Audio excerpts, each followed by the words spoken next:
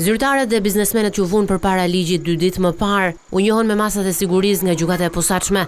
Nga 8 masat e lëshuara nga SPAK të martën, policia ekzekutoi 6 dhe personat nën akuzë u paraqitën në orën 12 në ambientet e institucionit të posaçëm të gjykimit.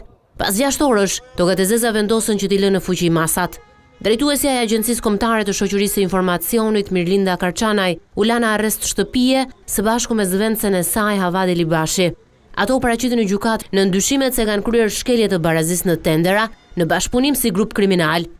I pezulluar nga detyra mbeti edhe zëvendës drejtori i policisë së Tiranës, Erion Ismaili, ndaj numrit 2 të policisë, rëndojnë akuza shumë të rënda, si konkurrencë e palishme nëpërmjet dhunës, edhe kjo e kryer si organizat kriminale. 2 biznesmenët Ergys Agasi dhe Ermal Beqiri dyshohet se kanë kryer heqje të palishme të lirisë, shkeljet barazisë në tendera dhe pastrim parash. Në mungesë, gjykata u caktoi atyre masa shtrënguese arrest në burg. Sipas hetimeve të kryera nga prokurorët special, Altin Dumani dhe Bledar Maksuti, ata kanë marrë peng një biznesmen të cilin e kanë kërcënuar që të tërhiqej nga gara për tenderat e Akshit. Masa e sigurisë ndalim për të dalë jashtë vendit u dhanë edhe për Andis Papa, Gëzim Hoxha dhe Rygers Ryta. 2 biznesmenët Ergys Agasi dhe Ermal Beqiri janë në kërkim pasi nuk u vunë dot në pranga.